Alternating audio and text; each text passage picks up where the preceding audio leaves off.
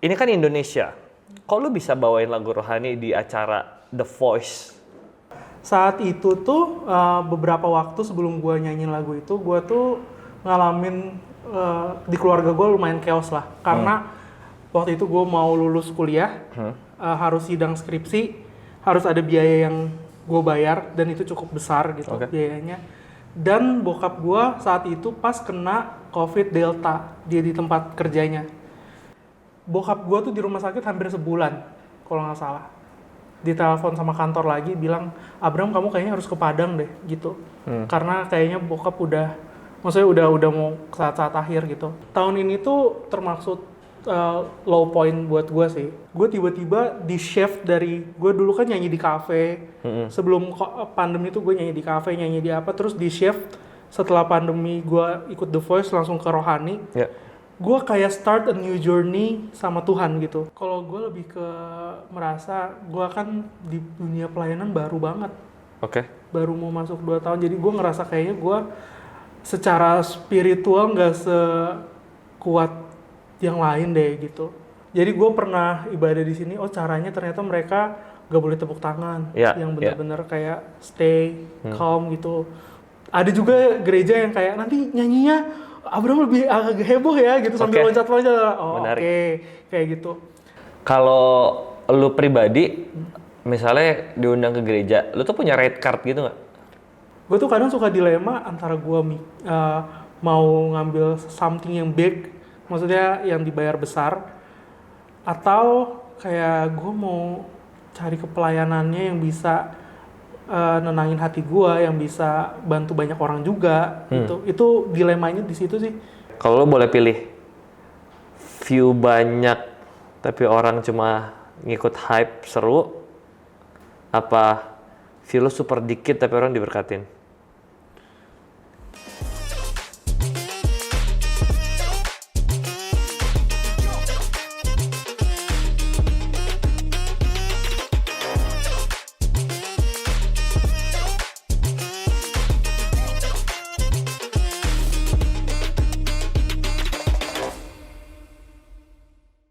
Hai teman-teman Behind the Story, welcome back bersama gue Brian Samuel.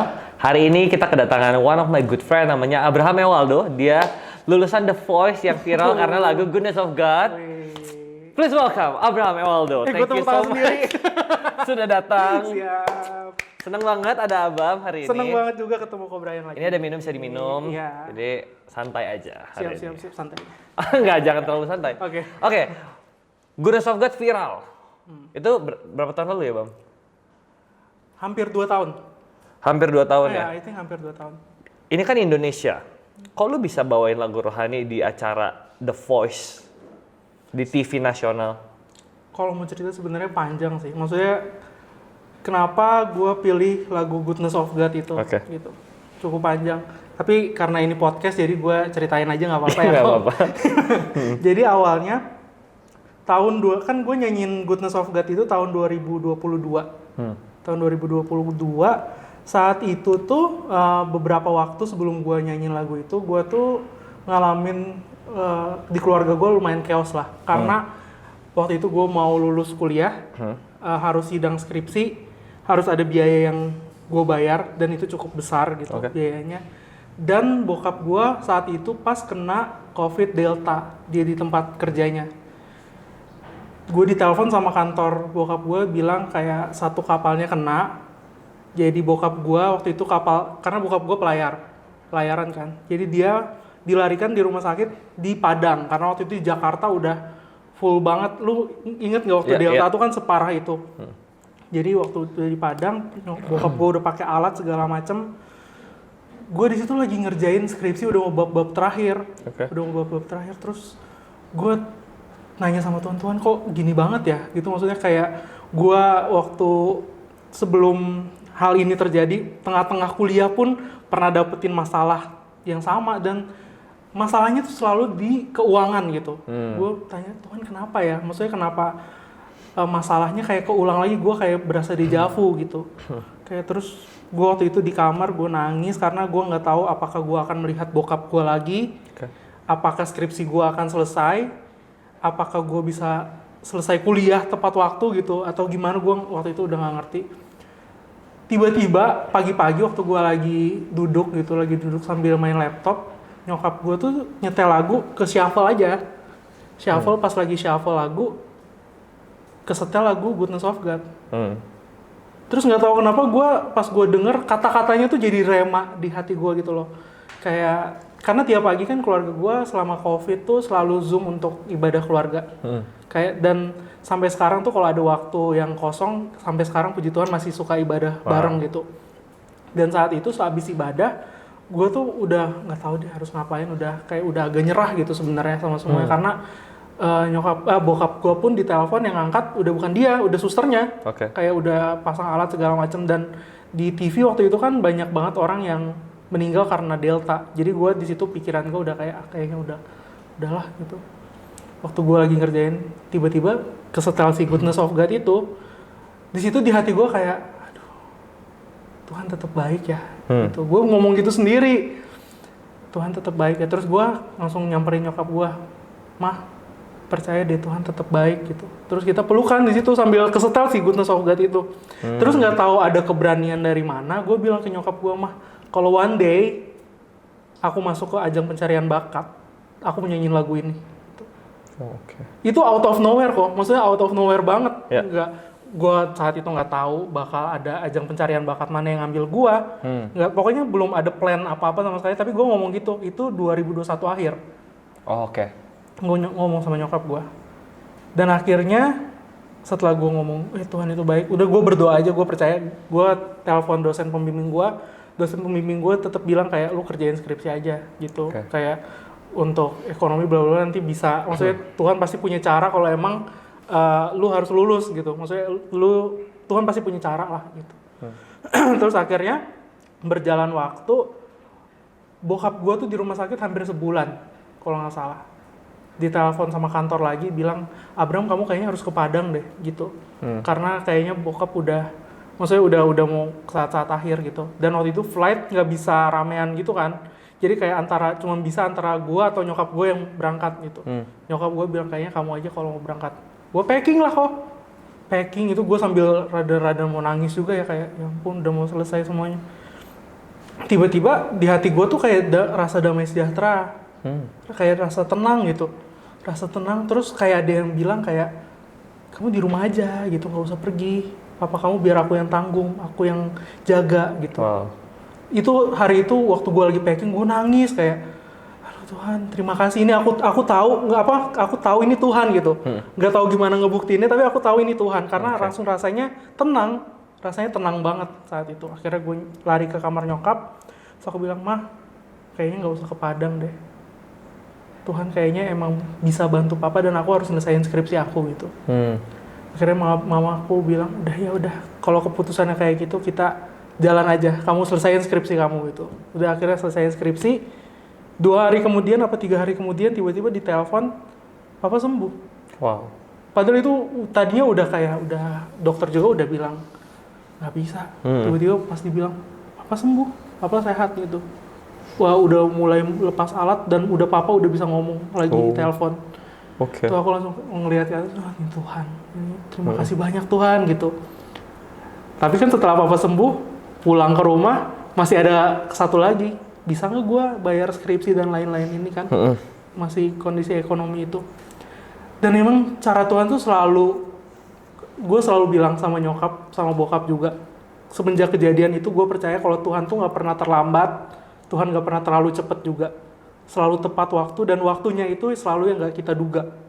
Itu saat kita udah kayak gak tahu mau gimana, tiba-tiba Tuhan kasih gitu. Dan itu tuh yang terjadi kok.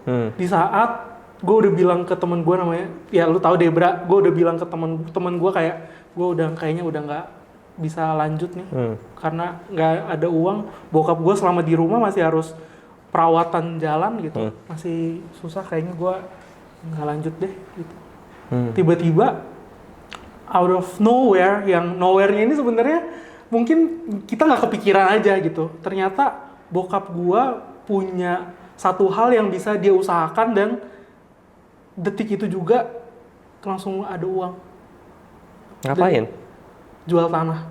Oh. Bokap gue baru inget kalau dia ada tanah di kampungnya. Baru inget ada tanah. Iya, Oke. mungkin tanahnya udah dijual cukup dibeli lama gitu. Oke. Dan yang bikin gue bingung juga, orang jual tanah 2-3 hari langsung kejual kan aneh juga menurut Iya, gua iya, kayak. iya. Biasanya kan butuh waktu kayak sebulan lah atau apa. Ini bokap gue cuman kayak tanahnya mau dijual, 2 hari kemudian ada yang mau beli, langsung dapat duit, bayar kuliah segala macam, tutup. Gue langsung skripsian, Oke. sidang, Wow. lulus Lu on time ya? on time. Wow.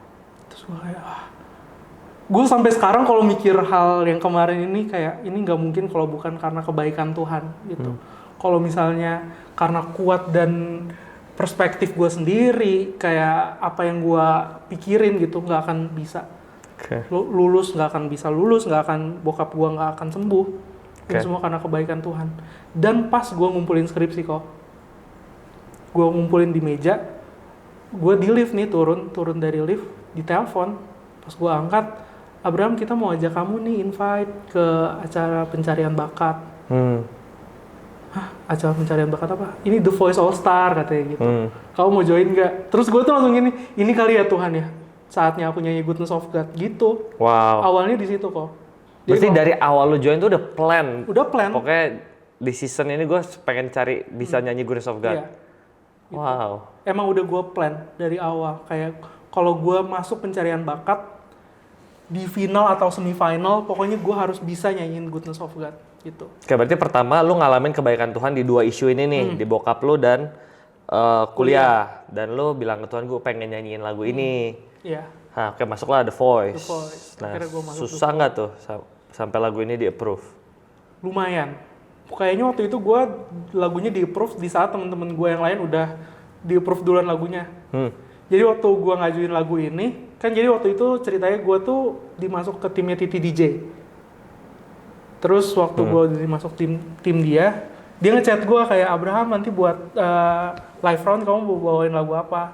Terus gue kirim lah Goodness of God versinya Sissy Winans. Gue kirim ke dia, Mami aku mau nyanyiin lagu ini karena aku udah nazar sama Tuhan kalau aku masuk ke ajang pencarian bakat aku mau bawain lagu ini gitu. Terus dia bilang, aku sih suka ya lagunya gitu, aku suka lagunya. Tapi tunggu dulu ya, tunggu di-approve sama tim dulu gitu. Tapi nanti aku bantu kamu untuk ngobrol juga ke tim. Terus akhirnya dari stasiunnya udah kirim kayak, Abraham kalau nyanyi lagu ini aja gimana? Mereka sempat ngajuin, karena waktu gue nyanyi lagu Goodness of God, lagunya belum terkenal. Maksudnya belum banyak orang yang tahu, jadi mereka maunya kalau gue nyanyi lagu rohani yang lagi in aja. Waktu itu lagi Ocean. Ocean tuh lagi viral banget karena yang kapal kapal selam atau apalah, waktu itu ada kasus apa, terus di TikTok tuh semua orang pakai lagu Ocean ini. Kalau nggak Ocean sih Shout to the Lord. Mereka bilang gitu karena 2 lagu ini yang udah cukup familiar gitu. Sebenarnya satu lagi si You Raise Me Up, cuman You Raise Me Up udah pernah gue bawain. Terus gue bilang, enggak, aku harus nyanyiin lagu Goodness of God gitu. Aku harus nyanyiin lagu ini. Dan di hati gue tuh selalu bilang kayak, udah bener kok, emang gini gitu, emang harus kamu nyanyiin lagu ini gitu. Akhirnya dikasih lagu ini, gue bilang enggak mau. Sampai gue bilang gini, oke lah kalau misalnya gue nggak bisa nyanyiin Goodness of God, gue mundurin diri aja dari The Voice. Gitu. Ini obrol sama diri lu sendiri sama apa lu diri bilang? Sendiri. Oh, lu nggak bilang ke orang The Voice kan? Enggak, gue ngomong kalau sampai gue nggak bisa nyanyiin lagu ini, ya udah gue mundurin diri aja. Gitu. Oke. Mundurin diri aja. Terus akhirnya temen gue tuh di grup WhatsApp-nya The Voice tuh udah pada dapat, gue udah nyanyi lagu ini gitu. Gue belum dapet, udah karantina, udah jalan gitu. Kayak wah gimana nih belum dapet, tiba-tiba hamin 1 minggu pas di chat Abraham, ya udah kita approve gitu. Tapi konsep dan lain-lain nanti kita tambahin juga ya gitu. Si choir itu. Iya, maksudnya biar lagunya nggak terlalu polos dan lain-lain, biar tetap kompetisi. Mami Titi DJ juga bilang gitu. Kayak ya biar lebih kompetisi. Gitu. Nanti kita aransemen apa. Akhirnya beberapa hari di aransemen ini latihan bla bla bla, jadilah si Goodness of God yang aku nyanyiin gitu. Pakai jubah itu ya. Pakai jubah. Yeah. Itu profetik semua tau kok, kaget gak lu? Iya. Kayak jubah itu. Wow. Kayak gitu. The Voice ya, Goodness of God. Itu tuh dinyanyiin di babak apa sih? live round, cuman hitungannya semifinal berarti. Semifinal. Berarti lu tuh tahun 2022 dan berapa besar berarti? Itu 8 ya. 8 karena The Voice itu dia sekali keluar 4, jadi langsung tinggal 4 lagi untuk final gitu. Berarti lu masuk di sebelum jadi 4 ya? Oke. Nah, dari The Voice terus mulai banyak tawaran nggak? Tawarannya apa aja semenjak itu viral? Jadi waktu abis gue dari The Voice kan, gue nggak tahu kalau bakal viral. Oke. Maksudnya gue nggak ada pemikiran ke situ, jadi gue mikirnya ya udah habis selesai The Voice gue mau cari kerja. Karena jujur emang udah mau give up on music. Gue udah sempet cerita ke beberapa temen gue kayaknya gue udah nggak mau di musik lagi gitu. Karena gue ngerasa gue tahu ini panggilan gue, tapi gue kayaknya nggak maju-maju, nggak berkembang gitu gue di musik gitu. Padahal maksudnya orang-orang tuh banyak yang, lu pernah nggak sih kayak orang tuh bilang lu bagus tapi lu sendiri kayak ngerti. Kalau gue bagus kenapa gue masih stuck di sini gitu. Jadi gue udah mau give up on music sampai akhirnya si The Voice itu gue cuman mau upload di sosial media, maksudnya kayak say goodbye ke orang-orang gitu, kayak ini penampilan gue terakhir di The Voice. Maksudnya kayak gue feel blessed gitu untuk udah nyanyiin lagu ini di panggung The Voice, bla bla bla. Gue upload itu tuh abis gue tereliminasi tuh hari itu.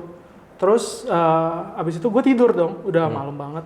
Gue tidur, besoknya bangun, tiba-tiba nyokap gue bilang kayak, "Kak, ini rame banget ya postingan kamu," gitu. Gue kayak, postingan di mana gitu. Pas gue lihat HP, jadi HP gue dulu masih Android yang gak terlalu kompatibel lah. Sampai HP gue udah panas banget. Maksudnya bener-bener yang notif semua. Udah panas banget. Waktu gue gini layarnya udah tahu nggak kayak ngadang gitu.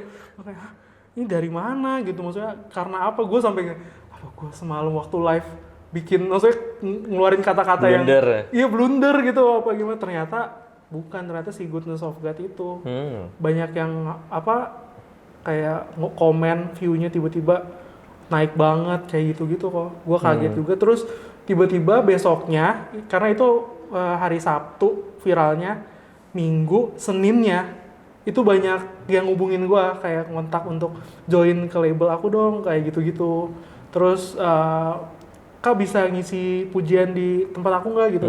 Sementara gue nih ya, gue tuh tiap ke gereja cuma jadi jemaat, ngerti nggak? Dari dulu. Lo nggak pelayanan gitu? Dari dulu tuh gue selalu diminta buat pelayanan, tapi gue selalu merasa not enough. Kayaknya secara rohani gue belum siap untuk ke situ gitu. Tapi tuh selalu, maksudnya di hati gue tuh selalu bilang kayak, lu tuh harusnya pelayanan tahu, suara lu bagus, lu tuh bisa gitu. Tapi daging sih kayaknya, kayak bikin gue kayaknya enggak deh, belum deh. Kayaknya gue nggak cocok deh nyanyi di gereja gitu. Sampai di kampus juga waktu itu, sampai ayo Abraham nyanyi ikut apa sih? Ada acara rohani kampus gitulah. Gue ngerasa kayak, aduh kayaknya gue kurang saint ya, kurang gitu ya, kurang banget untuk bisa ada di acara-acara rohani gitu. Tiba-tiba ya karena si Goodness of God ini kayak ditarik, maksudnya gue kayak ditarik untuk masuk ke dunia pelayanan tanpa gue tahu, dan itu di musik juga gitu. Tanpa gue plan, semuanya ini nggak ada yang masuk dalam plan gue kok, jujur. Sampai hari ini gitu, dari si Goodness of God itu sampai hari ini nggak ada yang gue plan sama sekali. Jadi tawarannya dari label dan gereja-gereja yang mau undang lu buat nyanyi persembahan pujian. Karena mereka mikirnya gue WL. Kayak, Abraham kamu masa nggak WL nyanyi suara bagus gitu ya? Iya, kayak apa, kamu nyanyinya kayak gitu pasti kamu WL gitu. Padahal ya ampun, gue nggak pernah nyanyi di gereja ya. Maksudnya nyanyi di depan nggak pernah sama sekali. Terus berapa tahun setelah itu selesai dan lo akhirnya join ke Impact kan? Gue join ke Impact nggak sampai setahun dong. Langsung? Cuman 2 bulan. 1 bulan atau ya 1 bulan lah. Oh, jeda sebulan lo langsung ditawarin dan lo langsung oke. Karena waktu itu ada beberapa pilihan dan gue karena deket sama nyokap dari dulu. Jadi gue kayak ngobrol sama nyokap, tukar pikiran, bla bla bla bla. Akhirnya kita jatuhin putusinnya ke Impact gitu. Oh, ada beberapa label lain juga nawarin. Iya. Tapi putusin di Impact. Di Impact. Terus Ceritain dong kesibukan lu nih setelah tipping point lu di Goodness of God The Voice, terus lu join Impact. Nah, berarti lu jadi sibuk ngapain sekarang? Kalau jujur sebenarnya kalau tahun ini nggak sesibuk tahun lalu. Tahun ini tuh termasuk low point buat gue sih. Kayak maksudnya low pointnya adalah tahun ini tuh kayak banyak banget kejadian yang di luar ekspektasi gue dan di luar skenario yang gue udah bikin awal tahun gitu. Tapi kalau untuk saat ini ya masih bikin lagu, udah pasti bikin lagu, nulis lagu, sama pelayanan sana sini. Sometimes ada endorse masuk juga. Lebih ke kayak gitu sih kok.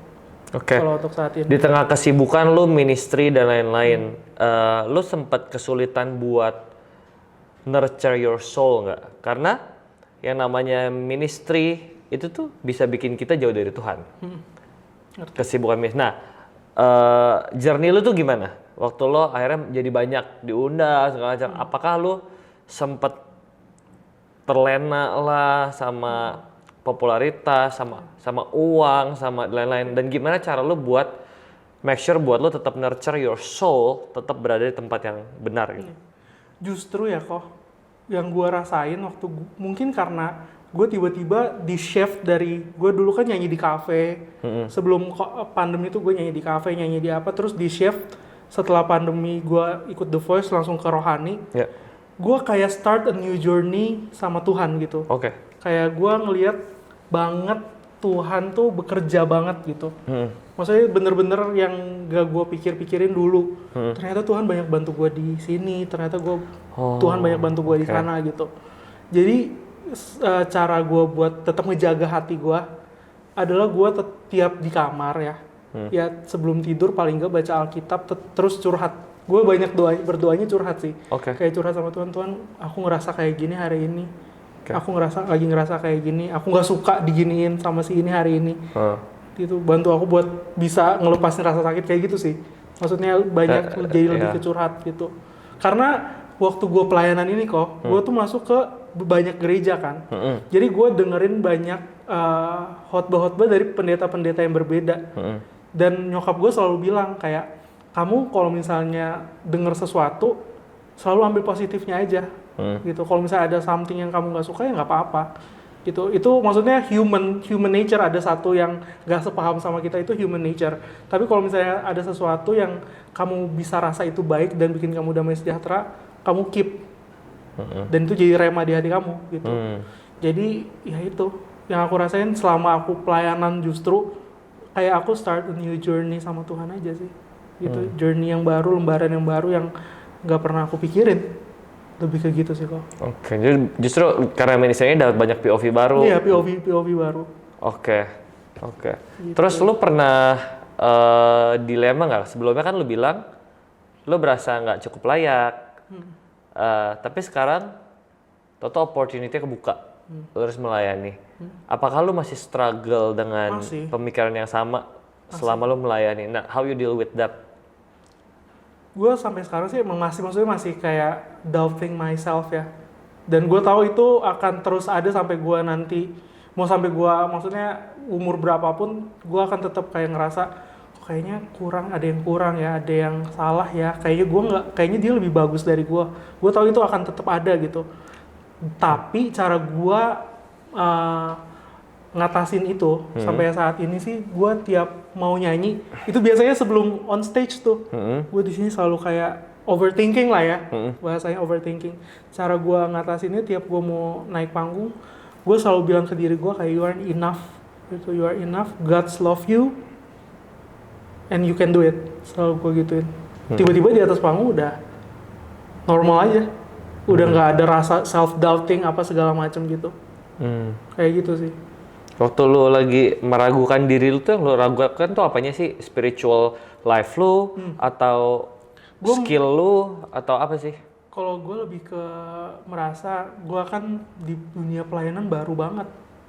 Baru mau masuk 2 tahun, jadi gue ngerasa kayaknya gue secara spiritual nggak sekuat yang lain deh gitu. Sekuat maksudnya waktu itu gue misalnya bandinginnya sama salah satu teman gue, Melita gitu. Gue waktu itu selalu bilang ke dia kayak aku kayaknya secara rohani sekuat kamu karena kamu kalau Melita tuh udah dari kecil dia pelayanan gitu. Kalau aku kan istilahnya baru, jadi aku banyak belajar dari dia juga. Dan dia tuh bilang gini, Kak, kamu tuh sebenarnya gak boleh mikir kayak gitu karena kalau aku dipilih sama Tuhan, kamu juga dipilih sama Tuhan yang sama gitu. Jadi kita sebenarnya sama aja semua. Semuanya sama aja, jadi nggak ada yang lebih tinggi, nggak ada yang lebih rendah. Sama aja, jadi nggak boleh self doubtingnya tuh agak dikurangin. Dia selalu bilang gitu. Mungkin itu juga yang bikin gue jadi lebih lebih tenang kali ya. Gitu. Lebih ngurang-ngurangin hal-hal kayak gitu. Oke. Good friend ya dia. Good friend banget. Shout out Melita.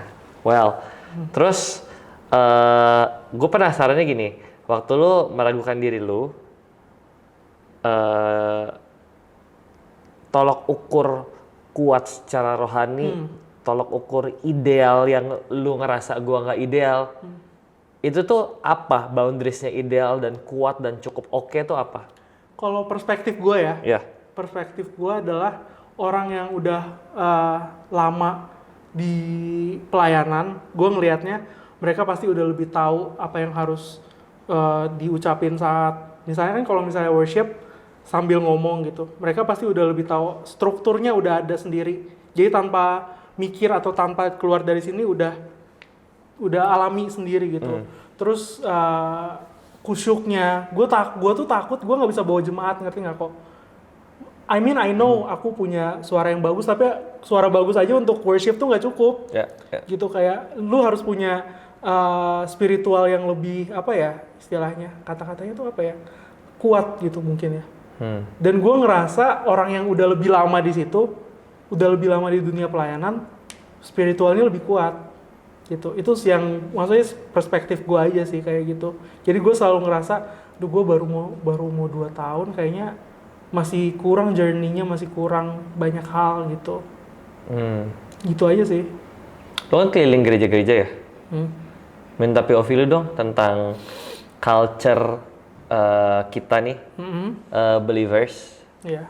Gue minta POV lu yang lo kan keliling banget nih. Nah, lo coba ceritain dong dari sudut pandang Abraham. Gimana Christianity overall di kacamata lu yang paling lu highlight di journey lu tuh keliling? Kalau yang gue lihat sih ya, emang cara Kristen tuh banyak banget ini ya, banyak banget pengelompokan denominasinya banyak banget gitu. Jadi gue pernah ibadah di sini, caranya ternyata mereka gak boleh tepuk tangan, yang bener-bener kayak stay calm gitu. Gue nyanyi juga gak boleh sambil ajak jemaat berdiri gitu. Kayak gue nyanyi itu aja. Lu di brief tuh gak boleh? Apa lu sadar diri aja? Mereka bilang kayak, kan nanti kakak nyanyi aja terus habis itu langsung turun lagi. Jadi nggak boleh sambil ngajak gitu, nggak boleh gitu. Ada juga gereja yang kayak nanti nyanyinya Abraham lebih agak heboh ya gitu, sambil loncat-loncat. Kayak gitu. Tapi yang gue tangkap dari semuanya ini ya gitu, kita nanti di surga kayaknya ya maksudnya perspektif gue nggak akan dikelompok-kelompokin gitu. Maksudnya semua ini akan jadi satu. Kan nggak mungkin nanti misalnya, ya yang GKI masuk sebelah sini, yang GPIB sebelah sini, GBI tengah, yang ini sebelah sini, Tiberias. Nggak mungkin kan? Gitu, kalau perspektif gue. Jadi gue ngelihatnya ini tuh cuman perbedaan cara aja. Cara orang-orang untuk memuji Tuhan dengan caranya masing-masing. Kayak kalau aku ngobrol sama nyokap, ini tuh kayak gini aja. Sukanya yang mana? Suka vanilla, suka strawberry, suka coklat, tapi semuanya sebenarnya sama. Gitu. Jadi yang gue tangkap sejauh ini gitu sih, unik, semuanya unik gitu, punya caranya masing-masing, tapi tujuannya tetap sama, tujuannya semuanya untuk mengagungkan, meninggikan nama Tuhan kan. Gitu. Berarti metodenya tuh it has nothing to do with kebenaran ya? Enggak. Di POV lo ini ya memang selama dasarnya Alkitab ya kok. Maksudnya selama gereja itu dasarnya Alkitab ya. Preferensi cara memujinya beda-beda, it's okay. For me gitu ya. Unless ada satu golongan yang misalnya klaim ini cara yang paling benar itu salah, baru itu yang lo disagree kali ya. Itu disagree. Itu disagree banget karena maksudnya nggak ada cara pasti juga nggak sih untuk muji Tuhan gitu. Maksudnya harus kayak gini, nggak boleh pakai baju yang misalnya nggak boleh pakai baju yang ada sobek-sobeknya, harus tertutup sampai muka-muka tutupnya nggak mungkin juga, nggak ada yang kayak gitu. Maksudnya nggak ada cara pastinya gitu. Oke. Jadi how you interpret it aja. Oke. Gue mau tanya POV lu. Ya lu boleh nggak jawab ya. Ada 2 golongan. Kenapa lu minum dulu? Kok tegang, santai dong. Lanjut kalau lanjut. Jadi ada 2 golongan Nah, yang bilang kalau misalnya lu pelayanan, ya jangan dibayar lah. oke.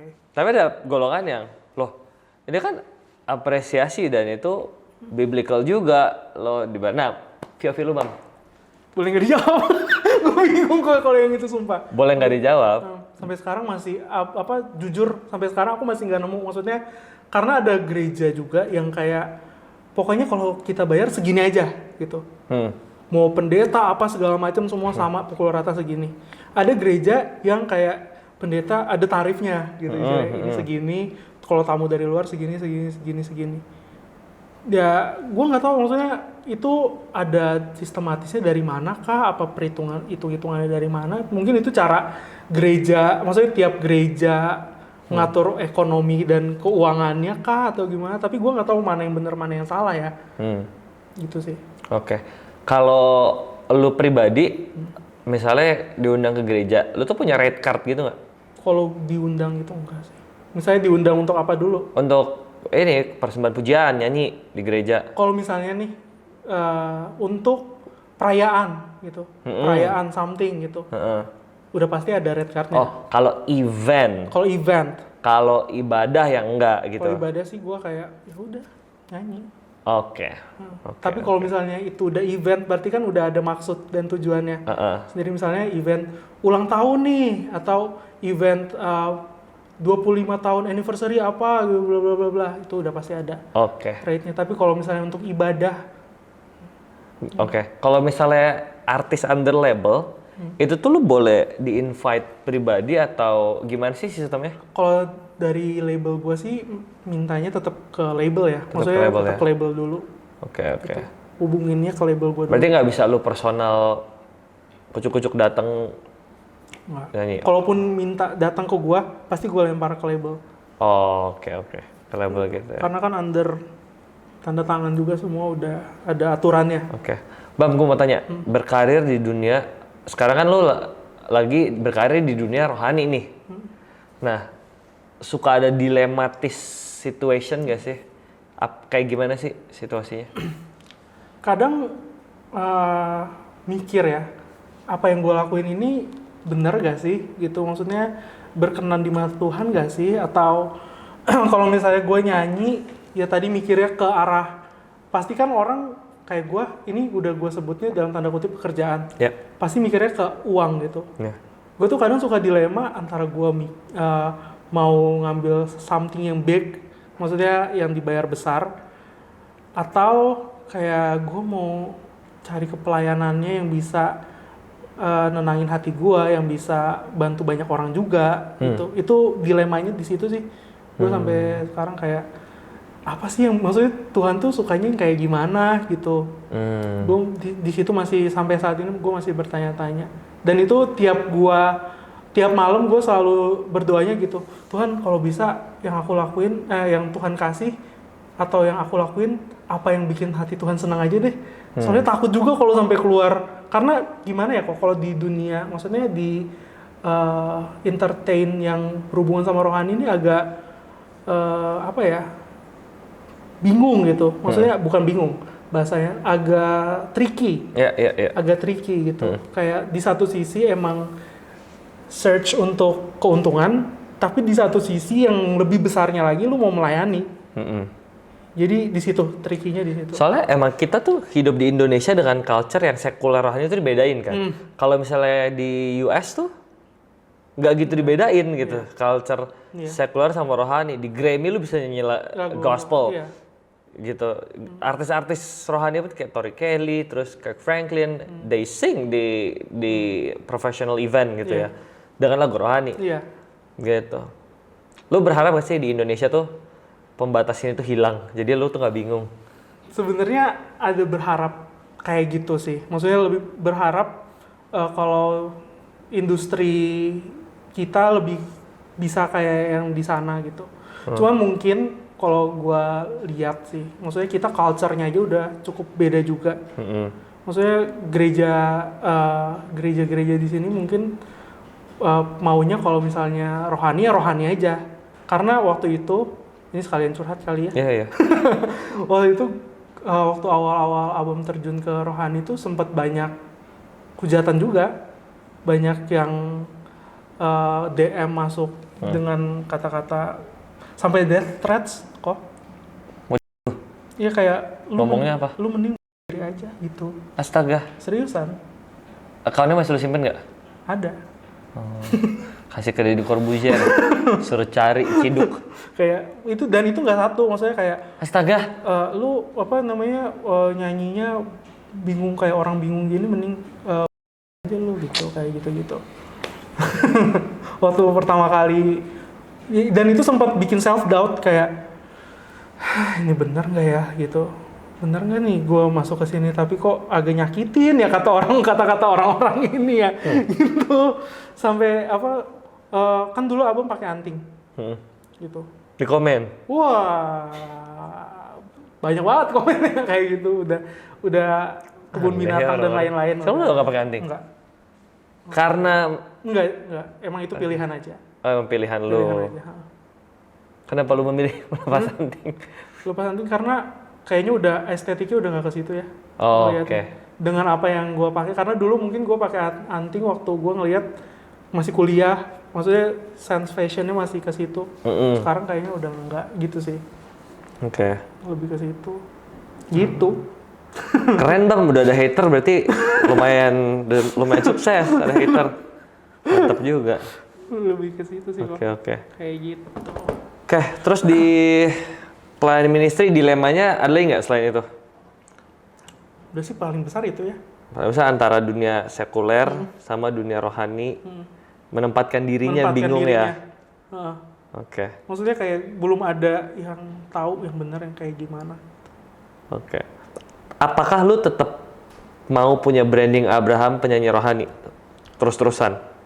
Sebenarnya gue pengen punya brandingan Abraham aja sih. Maksudnya nggak ada Abraham penyanyi, udah. Susah nggak sih? Kan lu berkarya di lagu rohani. Awalnya di rohani, emang iya gue tahu gitu. Tapi kayak sebenarnya gue pengen brand diri gue tuh Abraham penyanyi gitu. Penyanyi aja. Tapi lu ada bikin lagu bukan rohani juga? Ada, sempet ngeluarin. Oh, oke. Sempet ngeluarin kemarin ini tahun lalu. Oh, Tahun lalu oke. sempet ngeluarin. Oke. Tapi itu bukan under label ya, pribadi? Label. Oh, tetap diproduksi label? Label gue tuh jadi megang rohani, tapi dia juga ada label untuk sekulernya juga. Oh gitu. Oke. Terus keluh kesah lu nih, keluh kesah. Klise banget, susah. Struggle lu tuh di industri ini, selain dilema tadi ya, struggle lu apa lagi? Misalnya gue bikin lagu, gak semua orang bisa suka, karena kan orang juga punya selera ya. Struggle gue ke situ sih, gue belum nemu titik poin di mana orang-orang tuh bisa, yang semua orang masuk gitu. Apa yang lagu yang gue bikin sama konten-konten gue yang bisa masuk ke semua orang gitu. Gue belum nemu poinnya itu. Oke, kalau lo boleh pilih view banyak tapi orang cuma ngikut hype seru, apa view lo super dikit tapi orang diberkatin?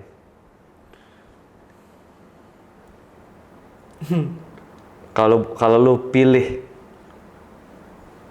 gue pengen yang bikin orang diberkati sih, tapi kalau bisa view-nya banyak juga kok.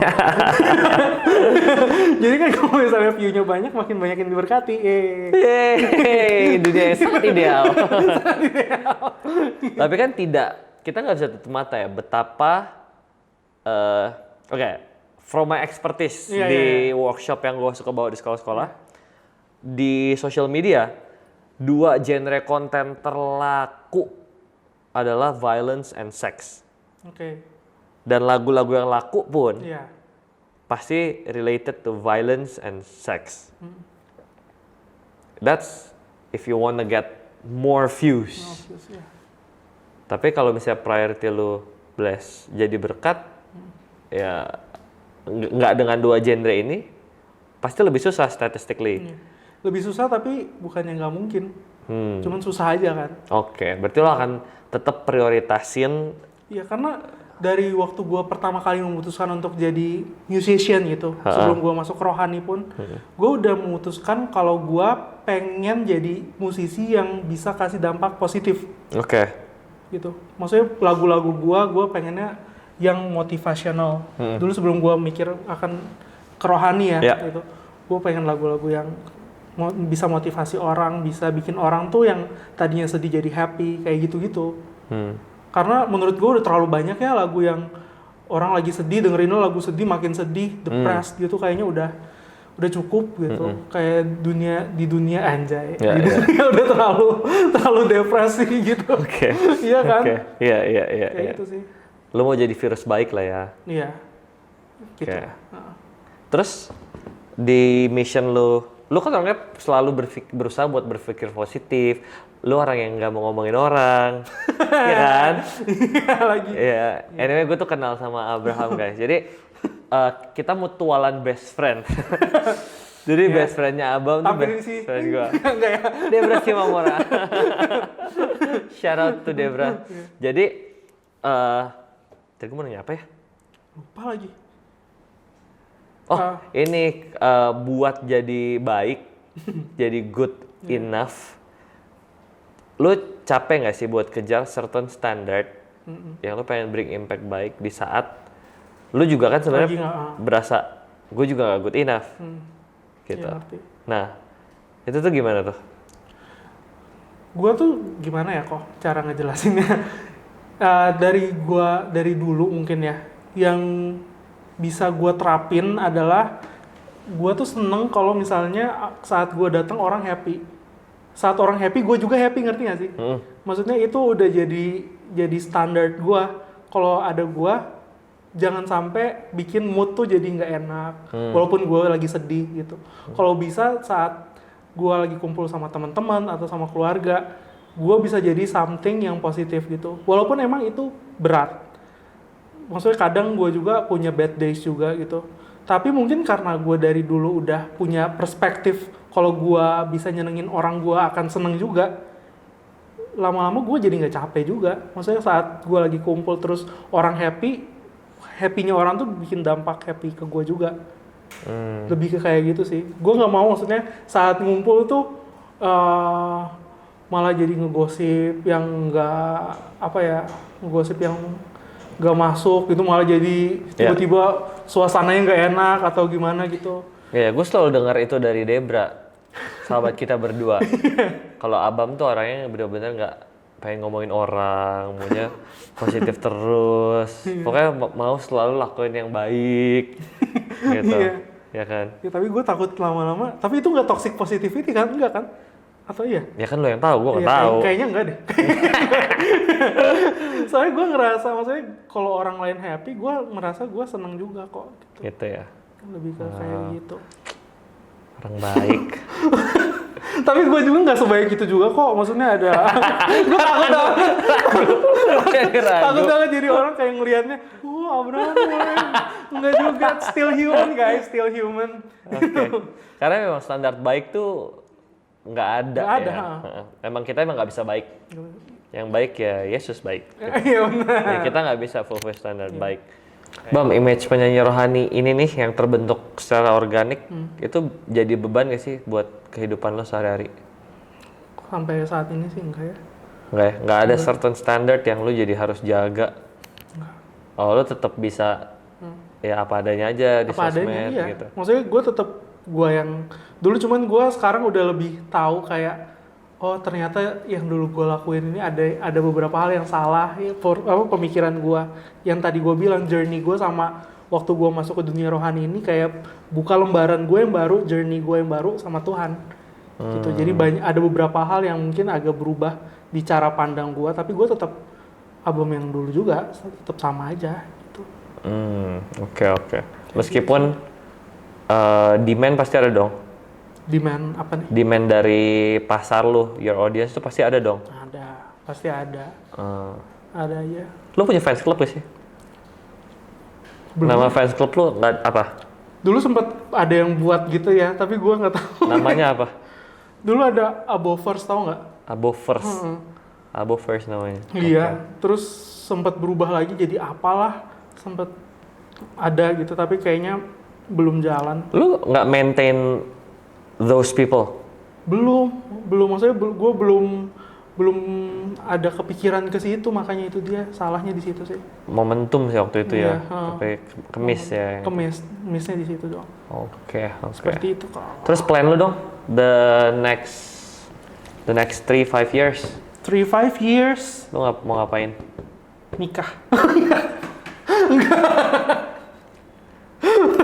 Single ladies. Kemarin gua abis ikut take meal. Iya, kok bisa sih? Lu mau ikut gak? Enggak. Tapi enggaknya tapi mikir. Sambil mikir. Kayaknya lumayan ya. Iya. Enggak deh. Single ladies, Abram ngasih kosong ya kan? Kosong Tapi kan? itu seru ya. Seru? Nanti mau nanya-nanya. Iya, ntar nanya. Oke, lo the next 3-5 years rencana lo menikah? Enggak, itu bercanda. Rencananya gue... Lu umur berapa sih sekarang? 25. Kenapa enggak? Kayaknya gue pengen nikah umur 30 aja. Iya, 5 tahun lagi kan lu 30. 31. Berarti 5 tahun lu mau ngapain? Yang pasti gue pengen ada planning untuk keluar negeri. Pengen Buat belajar? selain belajar, gue pengen cari journey baru ya, gitu. Ini nggak tahu ya, ini maksudnya bakal tercapai apa enggak, tapi gue punya plan ke situ sih, kok. Oke. Punya plan ke situ. Mau journey seperti apa mau keluar? In music juga. Oke. Music journey keluar gitu. Kemarin udah sempat planning dan kayaknya bisa gitu. Objektifnya apa? Goalnya mau ngapain? Mau menjelajahi dunia. Mau lihat aja culture-nya gimana, Iya. dunia. Pokoknya explore dulu gitu ya. Karena mumpung maksudnya mamaku bilang kayak mumpung masih muda, udahlah jalanin aja apa yang ada. Oke. Semuanya dicoba gitu. Terus yang Apa pasti lagi? masih keluarin single. Heeh. Kan tetap keluarin single rohani sama sekuler juga, tapi lagunya mungkin yang lebih motivasional gitu-gitu kali ya. Oke. Pengen kayak gitu. Sama udah sih itu aja. Oke. Lebih ke situ. Ya. Di Indo tuh gue perhatiin konten-konten yang inspirational tuh nggak laku tau. Makanya. Agak susah ya emang. Ya gimana cara orang itu maunya depres aja. mau depres yang sensasional yang muncul keributan. Iya ya. Susah. Jadi gimana cara lu ngatur strategi supaya lu punya single yang meledak gitu? Itu gimana caranya? Kalau gue sih masalah meledak atau enggak itu kan ya tergantung yang di atas ya, kalau dari gue perspektif gue. Kalau dari perspektif bisnismen itu bisa dihitung. Iya, sebenarnya bisa dihitung. Tapi kalau dari gue kayak as long as I can do good, kalau gue. Walaupun tadi yang lu bilang kayak berapa orang sedikit tapi terberkati itu. Gue lebih milih itu, tapi kalau misalnya banyak juga ya. Kalau bisa banyak puji puji Tuhan, kalau Tuhan. misalnya sedikit puji Tuhan yang pasti lu mau tetap share value yang benar. Maksudnya value yang benar itu value-nya gue, yang gue Yang lo udah percaya dari dulu gitu. Gue nggak mau keluar, maksudnya gue nggak mau jadi diri gue atau jadi orang lain gitu, gue nggak mau. Ya. Kayak gitu sih. Ya semoga lu terus bertahan sampai Semua. karena kita nggak tahu ya Iya. di masa kita nggak never say never tuh. Jadi ya lu mesti terus jaga, dan gue sih suka banget sama lu yang try your best buat pegang sama prinsip lu. Ya gua rasa kita butuh orang-orang banyak yang kayak lu yang tetap stick sama apa yang mereka percaya, nggak kompromi sama nilai-nilai. Iya sih. Kalau gue sampai saat ini sih kayak gitu kok. Oke. Gue mau tanya tentang keluarga lu.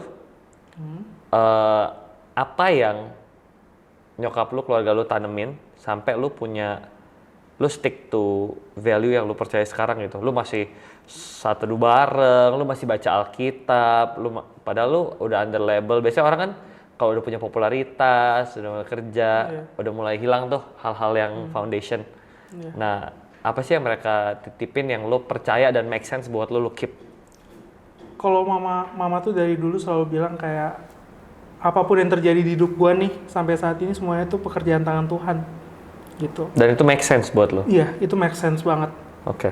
Mungkin beberapa waktu lalu, waktu gue masih kuliah, waktu gue masih mikir, uh, maksudnya nggak percaya hal itu, nggak make sense gitu. Kayak orang gue ngerjain ini semua sendiri, gue bisa ngelakuin ini semua sendiri. Dulu gue sempet ada masa-masanya gue mikir kayak gitu. Cuman waktu gue sekarang, gue mikirnya kayak make sense banget apa yang udah mama gue bilang, keluarga gue bilang kalau kita ada sampai hari ini itu karena Tuhan gitu. Jadi itu yang sampai sekarang gue pegang. Dan kenapa misalnya gue nggak kayak udah di label tadi yang lu bilang kayak punya ini sendiri, punya kayak ngerasa sombong atau apalah segala macam gitu. Karena gue tahu ini semua tuh bukan karena gue, gitu. Jadi apa yang mau disombongin? Ya. Gitu sih. That's good ya, lu bisa lihat kalau ini semua bukan karena lu, tapi emang grace-nya Tuhan ya. Karena kalau gue bilang karena gue, nggak mungkin juga sih menurut gue bisa nyanyi lagu Goodness of God saat itu, atau gue bisa punya single rohani sekarang gitu, kayak nggak mungkin banget. Kalau bukan karena Tuhan, karena siapa gitu. Lebih ke situ sih. Insecurities lo apa sih sekarang? Insecurities gue apa ya kok? Abraham as a human. Banyak sebenarnya ya. Saking banyaknya gue bingung. Gue tuh bingung ya. Gue tuh ketemu banyak teman-teman yang very talented, yang very okay. Selalu bilang gitu. Waduh banyak. Gue berasa kurang. Kalau orang-orang yang kurang gitu hebat ya, pada pede. Kenapa ya Bam? Kalau kayak lu suara lu tuh bagus, lu tuh. Amin, thank you kok. Lu tuh very humble, tapi lu tuh punya insecurities gitu. Gue tuh sekarang mikir ya, orang-orang yang sadar sama insecuritiesnya, sometimes it's like a strength, bukannya kelemahan. Karena lu jadi tahu diri, lu jadi bergantung sama Tuhan, gitu-gitu nggak sih? Kalau gue sih ngelihatnya kayak gue banyak banget kurangnya kok. Maksudnya gue ngerasa kurang saat gue ngebandingin diri gue sama orang lain mungkin ya. Itu gue akan ngerasa kayak gue belum jadi apa-apa gitu. Pasti ada momen-momennya, apalagi kalau udah malam-malam mau tidur, itu masa-masanya kayak di sini tuh, aduh gue bandingin sama sini, aduh gue masih kurang banyak ya, suara gue masih belum bisa kayak gini, kayak gitu. Masih kayak gitu kok. Maksudnya masih banyak hal yang menurut diri gue sendiri gue kurang. Gitu. Gitu sih. Ya. Kerjaan gue kan juga nyanyi ya. Terus gue lihat orang yang suaranya kayak lu berasa kurang. Jangan gitu juga. Gue jadi dong. kayak, Enggak lah. suaranya bagus banget guys. Ini promo dulu dong single lu. Oh iya, bisa dengerin di semua platform. Ada Penguasa Semesta, itu single baru gua tahun lalu. Terus ada Yesus Kekuatan Hidupku, sama Terima Kasih Tuhan Kau Menebusku. Itu yang bareng Impact semua? Iya, itu bareng Impact semua. Oke, dengerin guys, ada di semua streaming digital platform. Check it out. Lagunya yang salah satu yang gue suka yang apa? Penguasa Semesta. Itu Penguasa Semesta ya? Iya. Ya, I think that's a good one. Very apa ya? Catchy Ya, nyangkut gitu, di kuping. Gitu. Terus gue pengen tanya terakhir Bam. Udah terakhir? Iya. Oh udah. Mau 1 jam kita. Gue mau tanya terakhir. Lately obrolan lu sama Tuhan Yesus itu apa sih? Lately. Lu lagi ngobrolin apa di quiet time lu pribadi? Selalu nanya, Tuhan apa yang udah aku pilih sekarang, apa yang udah aku lakuin sekarang itu benar gak sih? Tuhan punya maksud lain gak sih di hidup aku gitu? Atau Tuhan punya rencana lain gak yang Tuhan mau?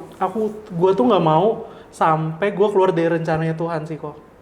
Karena itu udah, kalau sampai gue keluar dari rencana Tuhan, menurut gue udah salah banget hidup gue gitu. Jadi gue yang selalu gue tanyain tiap malam, tiap gue mau tidur selalu gitu. Tuhan apa yang udah aku lakuin, Tuhan seneng nggak?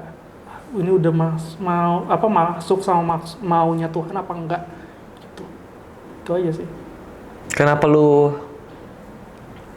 apa yang bikin lu masih ragu kalau yang lu lakuin tuh sebagai manusia lah. Berkenan sama Tuhan. Gue sebagai manusia, gue kadang kayak ngerasa, aduh Tuhan ini bener nggak yang aku lakuin ya? Aduh, pilihan kan, karena tiap hari kan pasti kita dihadapkan dengan pilihan-pilihan yang berbeda-beda gitu.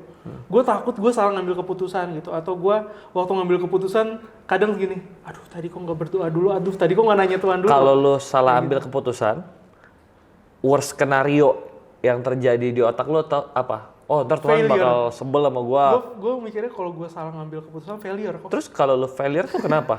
Maksudnya gue takut aja, itu aja sih. Gue takut banget. Kalau lo fail, Heeh. what's the skenario di otak lo? Emang kenapa kalau fail? Kalau fail, gue merasa mengecewakan banyak orang. Maksudnya mengecewakan khususnya keluarga gue kali ya, itu sih. Kalau gue takutnya di situ doang. Oke. Gitu. Terus selain mengecewakan itu, gue takutnya maksudnya kayak ya itulah ketakutan yang nggak penting sebenarnya kalau dipikirin gitu. Cuman kalau malam tuh jadi gue tiap malam yang gue selalu nanya Tuhan itu, gue selalu berdoanya kayak gitu, Tuhan udah bener belum yang aku lakuin gitu. Yeah. Gue nggak heran selalu di bless Tuhan karena lu tuh selalu bawa all your worries, struggle, questions ke Tuhan. Jadi I think worth it buat Tuhan tuh bless lu gitu. That's how I see it ya. Gitu, makanya kayak obviously Tuhan bisa bless lu karena lu tuh selalu balik. Meskipun lu datang juga nggak bawa clarity, tapi lu tetap balik lagi gitu.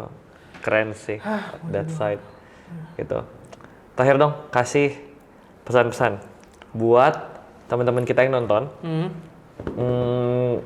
Prinsip-prinsip apa yang lu percayai, yang lu pegang teguh, yang bisa bawa lu ke posisi ini, yang orang-orang lain juga bisa lakuin sebetulnya. Kalau dari aku sih, yang pertama, tiap kita mau lakuin sesuatu, bawa dalam doa sama tanya Tuhan dulu. Itu paling pertama, karena itu paling simpel sih. Oke. Kayak Tuhan kita itu kan gampang banget untuk dijamah ya. Doa itu tuh kita bisa di mana aja. Yeah. Jadi itu yang paling pertama, yang paling simpel. Kedua, fokusin diri lu sama sesuatu yang menurut lu bisa lakuin dulu. Kayak fokusin gitu. You have to focus on something dulu. Gitu. Tapi mungkin kalau misalnya ada orang yang bisa fokusnya ke pecah, oke. Tapi kalau gua orang yang bisa fokus sama satu hal dan gua rasa ini baik, gua fokusin sama hal itu. Dua. Dan ketiga, percaya sama diri sendiri. Gitu. Karena kalau misalnya bukan kita yang percaya duluan sama diri kita sendiri, siapa lagi? Oke. Itu sih, 3 itu aja sih dari Alright. Thank you so much buat waktunya. Senang ngobrol sama lu. Thank you for coming. Siap. Semoga obrolan hari ini pasti jadi berkat, bukan semoga. Kalian pasti diberkatin lewat ceritanya Abam. Thank you so much teman-teman Behind the Story yang udah stay tune nonton sampai akhir. I'll see you guys di next episode. Let's close this. Bye-bye.